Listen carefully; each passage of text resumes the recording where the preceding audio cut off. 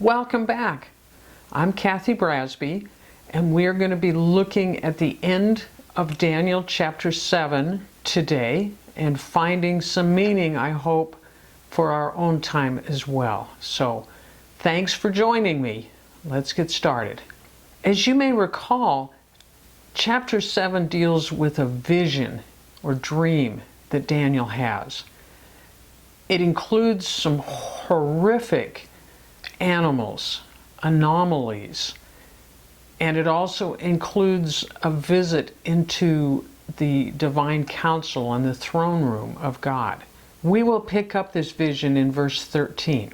Daniel says, "As my vision continued that night, I saw someone like a son of man coming with the clouds of heaven. He approached the Ancient One and was led into his presence. He was given authority, honor, and sovereignty over all the nations of the world, so that people of every race and nation and language would obey him. His rule is eternal. It will never end. His kingdom will never be destroyed." So we now meet this one like a son of man, a human, it appears. This Son of Man comes with the clouds. That's a divine imagery. If you remember the cloud at Mount Sinai, in the desert, over the tabernacle, we see in several Psalms an image of God riding a cloud chariot through the heavens. And he rides a cloud in judgment. You see that in Isaiah and in Nahum. In this vision that Daniel has, the Ancient One is still on the throne. The Son of Man approaches. And this Son of Man is given authority, honor, and sovereignty over all the nations of the world. His rule is eternal. His kingdom will never be destroyed. So we have this Son of Man introduced who has divine features as well as human features. And this Son of Man receives God's kingdom, in contrast to these beasts that we've had in this far corner, which have been destroyed. The Israelites, the Hebrews, had an understanding of humans as created in the image and likeness of God, and that they have dominion over animals. That idea is carried through this vision that we're studying, because we have the beasts and we have this Son of Man. So there's a lot of contrast between these beasts and these evil kingdoms and with this Son of Man. He has dominion over the beasts' kingdoms. He has an eternal kingdom and eternal authority, in contrast again to these beasts. We know that their reigns are very temporary. And he is a total opposite of this little horn, this little cocky, boastful king that we met a few verses ago, who is opposed to God. So the clear conclusion that we can make is that the beast is destroyed while the Son of Man is exalted and given an eternal kingdom. So the appearance was that this beast and this little horn had ultimate authority, but appearances are deceptive. What we learn is that all kingdoms will eventually be uprooted, all kings will be displaced. But the eternal rule belongs to Jesus. Let's continue with our text, verse 15. "I, Daniel, was troubled by all I had seen, and my visions terrified me." Daniel is shaken by all this. He's fearful, he's confused. He looks into this abyss of human evil in this corner, and then he's able to look into the very throne room of God, and he may feel a little like Isaiah, who felt that he was not worthy to see the throne room. It's no wonder that he's shaken. Let's continue on in verse 16. "So I approached one of those standing by the throne and asked him what it all meant. And he explained it to me like this." It's very common in apocalyptic literature to ask for a supernatural interpreter. So let's see what our interpreter had to say, verse 17 and 18. These four huge beasts represent four kingdoms that will arise from the earth. But in the end, the holy people of the Most High will be given the kingdom, and they will rule forever and ever. So we get a simple summary. We've been talking about this throughout this lesson and the prior lesson. We are pretty clear, I hope, by now that these four beasts represent kingdoms and or kings. We are also told now that the holy people will possess the kingdom of God forever. Who are these holy people? They could be humans. They could be followers of God. They could be angelic beings involved in a spiritual battle. It could be a combination of both human and angelic. But the message is the same no matter who these holy people are. God will win this cosmic battle. So let's continue, verses 19 through 22. Then I wanted to know the true meaning of the fourth beast, the one so different from the others and so terrifying. It had devoured and crushed its victims with iron teeth and bronze claws, trampling their remains beneath its feet. I also asked about the 10 horns on the four beasts' head, and the little horn that came up afterward and destroyed 3 of the other horns. This horn had seemed greater than the others, and it had human eyes and a mouth that was boasting arrogantly. As I watched, this horn was waging war against God's holy people and was defeating them until the Ancient One, the Most High, came and judged in favor of his holy people.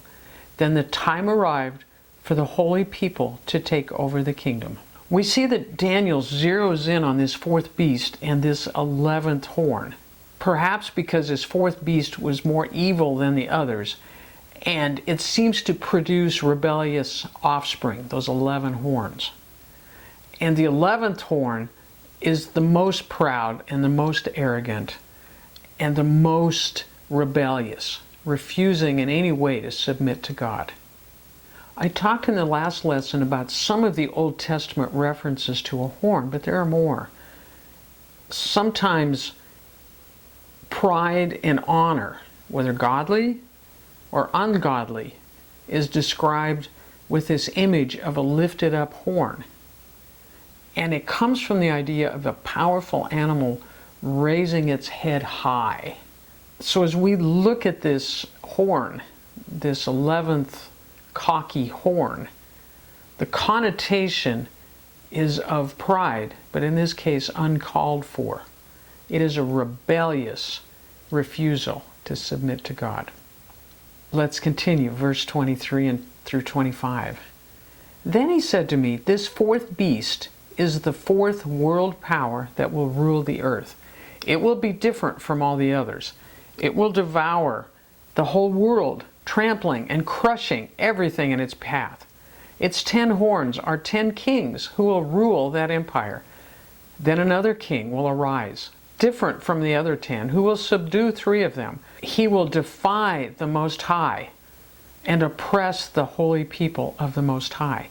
He will try to change their sacred festivals and laws, and they will be placed under his control for a time, times, and half a time. Let's read this as the original reader would have read it. We know that this beast is a kingdom or a king. This is a worldwide power. Now, this would be the known world of the West and Middle East. This king or kingdom is more devastating than other kingdoms. So we get a picture of oppression and terror, power. Again, it's a picture of these earthly kingdoms that seem overwhelming to a person or a lowly people group. For example, the Israelites in exile. The 10 horns are 10 kings. They're not necessarily contemporaries of one another. They could follow one another. We see the 3 kings or kingdoms subdued. They were part of that 10. And historically, there are many possibilities of which kings and kingdoms this could be referring to. It could well include several Greek kings from Ptolemy, Antiochus, Seleucus, possibly Alexander the Great as the first king, but we're speculating, and we don't need to know for sure. It applies to many empires, and the pattern repeats itself through history. We can see, even in much more modern times, oppressive, powerful empires devouring everything in their path. We could go as recently as World War II to see something like this. But in each case, this new king subdues God's people and defies God in some way. Now, a likely candidate for this little horn is Antiochus Epiphanes.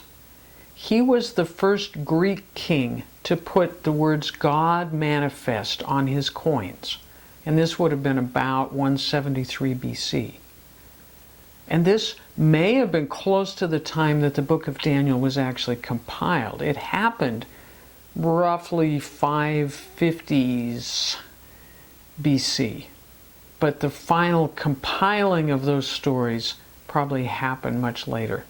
So we look at the name Epiphanes, which means manifestation of. Antiochus Epiphanes saw himself as manifesting God. He tried to make the Jews conform to Greek beliefs. To the Jews, this was blasphemous.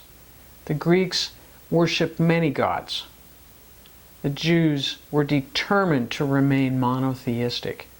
So Antiochus Epiphanes tried to force the Jews into submitting to him. He desecrated the temple of God in Jerusalem. He took utensils from the temple, the golden altar, lampstand, utensils, cups, bowls, etc. Reminds us a little bit of Belshazzar. When he was fighting battles down in Egypt, he heard reports that a revolt was occurring in Judea, so he came back. He massacred, according to historical records, about 40,000 Jews, and he sold into slavery another 40,000 Jews. In 168 BC, he is believed to have placed a statue of Zeus on the temple altar, and some say that he sacrificed a pig on the altar. A pig would have been considered an unclean animal and certainly not fit to be sacrificed on the altar of God. These were abominations to the Jews. Antiochus Epiphanes was determined to oppress and force the Jews into submitting to him. Others point to such Roman leaders as Titus in the first century. It was against Titus's. It was under Titus's reign that the Jews revolted, and then the Romans came in and crushed Jerusalem, destroyed the temple in 70 AD. That was a huge event for the Jews and really for the early Christians as well. So it is unclear if there is a specific king that this description refers to. It is very likely it refers to several.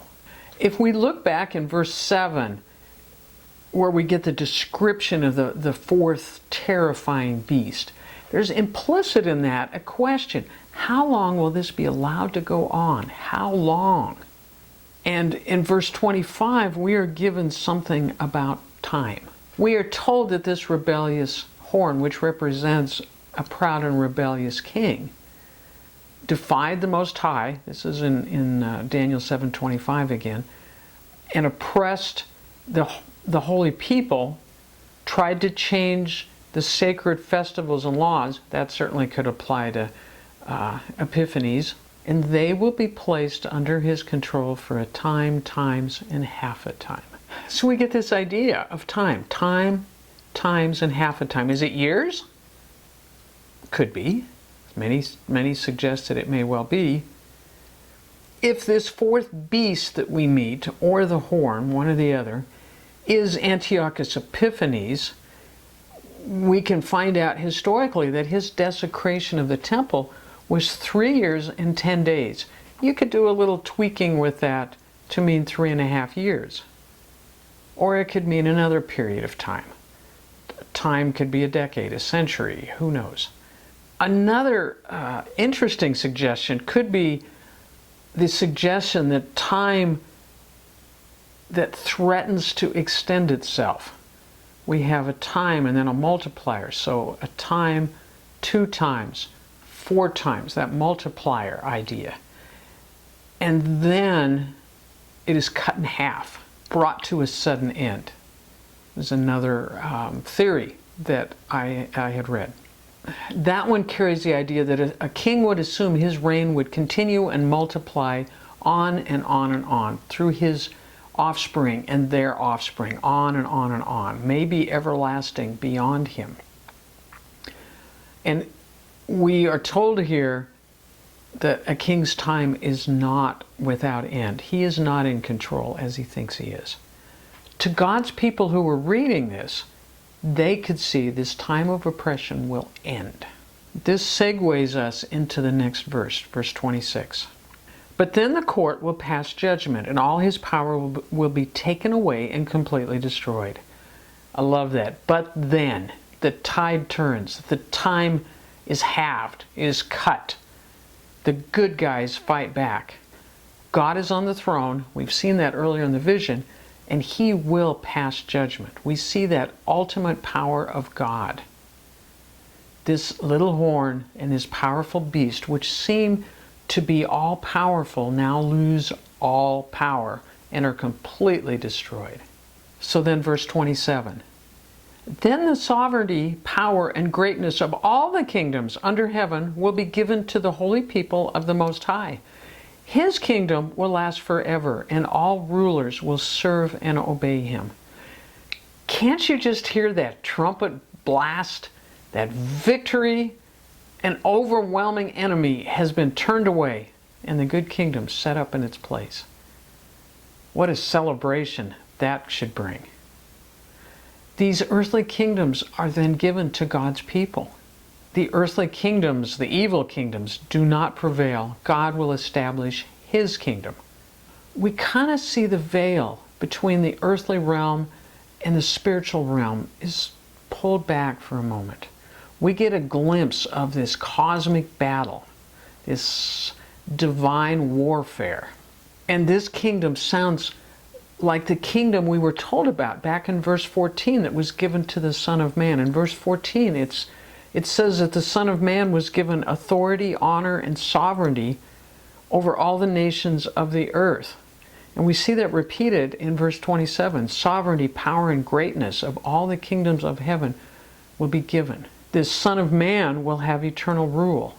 His kingdom will never be destroyed. It gives us a nice parallel there. So let's look at the conclusion to chapter 7 in verse 28. That was the end of the vision. I, Daniel, was terrified by my thoughts, and my face was pale with fear, but I kept these things to myself. This is the end of the account. This is a dream full of violence, corruption, epic battles. In the end, sweet victory. Remember, Daniel still lived in one of these terrifying empires. This isn't a dream that he would share with his king or the advisors. This is something he wrote down to keep to himself. We don't live in 550 BC. We don't live in 167 BC. We don't even live in 1940s AD. What does this have to do with us today? Well, I suggest that there's a lot of comfort for God's people. This struggle is sometimes bigger than we're aware of. It's a physical and a spiritual struggle. It's on a cosmic level that we generally aren't aware of. There is a much bigger reality, and it is comforting to know that God knows that much bigger cosmic battle, and he has control of it. He has complete control. What we saw in the dream was the Ancient One on the throne that judges and sends fire, judges and deals with the issue. It tells us that we don't fight alone against the chaos and evil of our day either. We have heavenly hosts fighting with them. We know the battle will end with God's kingdom. These were principles that would encourage these Israelites in exile, and they can encourage us as well today. Keep in mind, the book of Daniel was written during a time of chaos and oppression. Evil was raging against God's people. Evil rages even today. Evil has lost. Evil forces would take down as many humans as possible. Now, I want to remind you, not every nation, not every king is evil. But the power of the beast is still true today, and I want to remind all of us that our battle is not against flesh and blood. Ephesians 6:12 tells us, "For we are not fighting against flesh and blood enemies, but against evil rulers and authorities of the unseen world, against mighty powers in this dark world, and against evil spirits in the heavenly places." This is a cosmic battle against the forces of evil. As I mentioned earlier, Jesus referred to himself sometimes as the Son of Man. And we see that Son of Man in Daniel, riding a cloud to the rescue, tells us God comes to our defense. Jesus was telling us that he is the divine warrior. He has defeated the beast, the forces of evil. Paul writes in Colossians 2:14 and 15, "He," that's Jesus, "canceled the record of the charges against us and took it away by nailing it to the cross. In this way, he disarmed the spiritual rulers and authorities. He shamed them publicly by his victory over them on the cross." The Lord fights our battles before us, and he defeats those enemies that oppress us. Chapter 7 of Daniel summarizes the stories in chapters 1 through 6 with the same message. God is sovereign and defends his own against enemies. God's judgment is clear. His power is eternal and complete. At the end of the book of Matthew, when Jesus, who is now resurrected, addresses his disciples, one of the things he says to them is, "All authority in heaven and on earth has been given to me."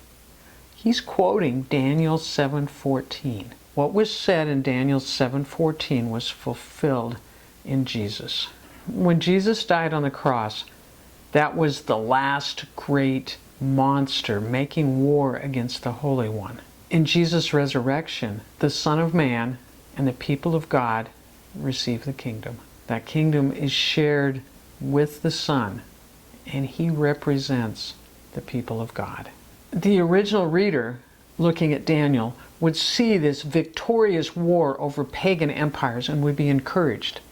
In Jesus, as Jesus refers to Daniel 7 particularly, Jesus says the victory is won on the cross, and the resurrection announces a different sort of vindication, an eternal one, and one that we are a part of even today. The book of Daniel gives us insight into this cosmic battle as evil rages against God's kingdom. And yet the book of Daniel also reassures us that God is more powerful than these arrogant kingdoms who think they can defy God and win. We carry Daniel forward into the life of Jesus, where we see that his death looked to be, to these great beasts, these evil forces, his death looked to be a victory for them. Then we see the resurrection as God's greatest victory. So we walk today as followers of Jesus, we walk in victory. Sometimes the forces rage against us. We live in times of chaos and oppression. They cannot defeat God. This cosmic battle has been won by the Ancient One, the King of Kings, the most powerful ones. I'm concluding my study here in chapter 7. There are more chapters, more dreams and visions. Feel free to take some of the apocalyptic ideas that I've given to you and read Daniel's other visions. But keep in mind, they all have to do with this cosmic battle, evil versus good, and God's kingdom prevails. Thank you for joining me in this study of the book of Daniel. I hope that you gain some comfort and some reassurance in your spiritual life and some confidence that God is protecting you day by day. Thank you for joining me in this study of the book of Daniel.